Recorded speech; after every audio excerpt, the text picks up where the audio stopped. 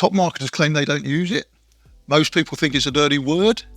Many are convinced they'd never fall for any of that. And you might even think it's completely wrong, unethical, and borderline being a scam. In this video, I'm going to talk about hype and whether it's a con or just a clever hook.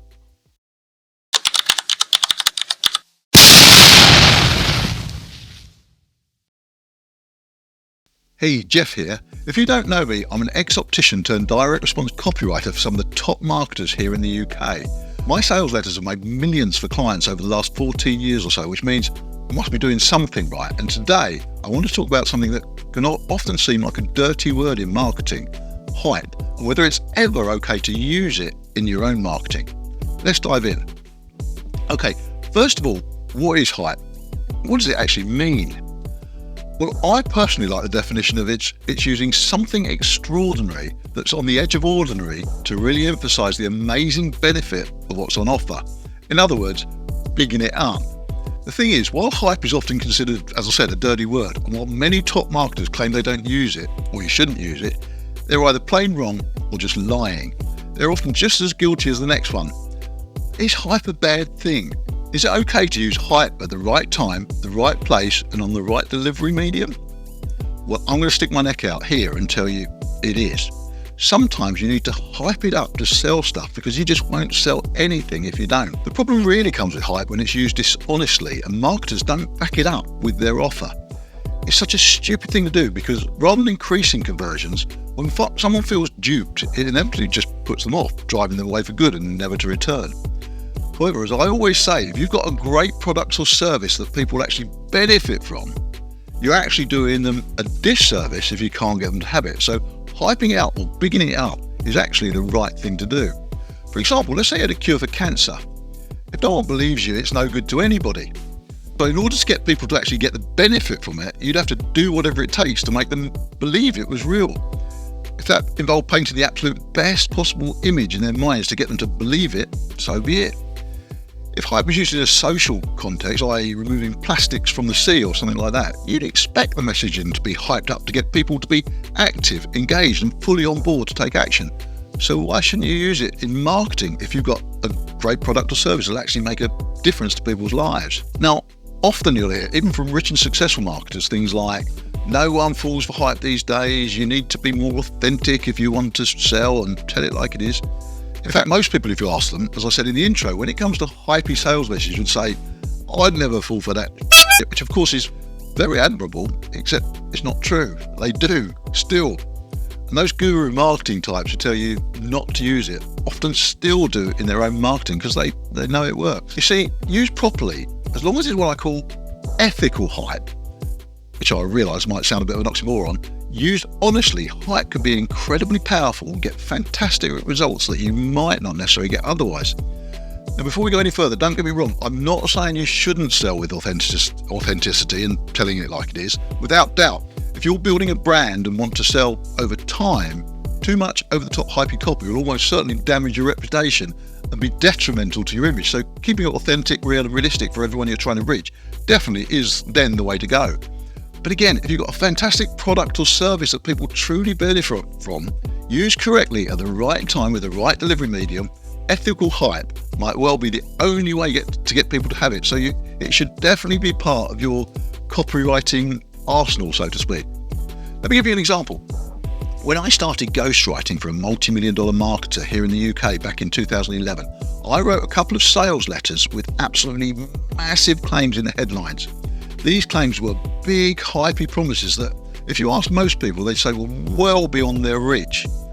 However, despite this, these letters pulled in well over £2 million a piece, which is roughly $2.5 million. The reason they were so successful was fundamentally because, well, two reasons actually. Firstly, because they were delivered by direct mail, in other words, physical paper mailings through the post, and I'll explain why that's significant in a moment. And secondly, and more importantly, because the copy appeared credible, the customers felt there had to be something in it. And if they could achieve just a tenth of what was being claimed, it would still make a massive difference to their lives. And so they were quite happy to take the risk. Now, your first thoughts might well be, there we are then, Jeff. No one uses direct mail anymore. It's all done on the internet. Well, That's not actually strictly true. Direct mail is still very much alive, and there are marketers actually killing it, especially as you're right. Most marketing is done online these days, so the ones using direct mail are cleaning up. But even online, the second reason still applies just as much today as it did when I started out. It's just human nature. If a massive promise is believable enough that someone is actually achieving it, many people feel that if they could just aspire to a fraction of it, it'd still be worth their while, and therefore it makes them think, they'd like a bit of that themselves. Now, the reason this works so well for direct mail is because in general, you're only getting one crack at selling your product or service at a time. Yeah, of course, you might well run follow-up campaigns or multiple mailings of a sales letter, but unlike building a brand, you're trying to get results straight away with each mailing. So you need to make a big impression that's too good to ignore on every mail shot. This is particularly relevant if you're writing to a cold audience, i.e. they don't know you or you're not part of any personal mailing list or anything like that. Basically, a big, hypey headline grabs attention in a way that more authentic headlines just wouldn't. Now, with a direct mail campaign, a 2 to 4% conversion rate can be considered a good result, and so you might well argue that if the majority of people, 96 to 98% of people, bin it, then hype doesn't work here either. But the reality is 2 to 4% can lead to a fantastic profits, and those that bin it would bin anything, whether it's hyped up or not, because they're just not interested in the offer. However, those who are receptive to this kind of marketing will either be interested straight away or curious enough to come back to it and think about buying later. They won't just forget it. In other words, the hype will have tweaked their interest and they'll want to find out more, either now or later on. But here's the thing, these customers wouldn't be interested in your product or service at all if you hadn't grabbed their attention with hype in the first place. So bigging it up to grab the attention of a smaller portion of potential customers that can lead to fantastic profits is better than not using hype at all and grabbing the attention of no one at all. Believe it or not, a very real-world example of what I'm talking about is here on YouTube. While not direct mail, obviously, the principles of grabbing attention, especially to an audience who don't know you, still apply. Check out YouTube and you'll often find, especially in the make money niche, the videos with the hypiest titles and thumbnails get by far the most views, way more than even those put out by some of the top marketing guys in the world. Of course, whether they deliver the content is another story, but viewers just can't help being curious when they see hyped up messages in the thumbnails for the first time. ClickBank can be considered an example of hype, and while frowned upon, people still use it to get thousands of views on their videos. Many, of course, will be absolute garbage and the viewer will just click away, but savvy creators who create engaging, worthwhile content at the outset can turn a clickbaity type title thumbnail into a video that can be really useful to their audience and therefore grow their channel. Now, I'm not suggesting using clickbait, by the way. I'm just making the point that grabbing attention with a big promise can be incredibly effective, especially if you can back it up with worthwhile content that delivers.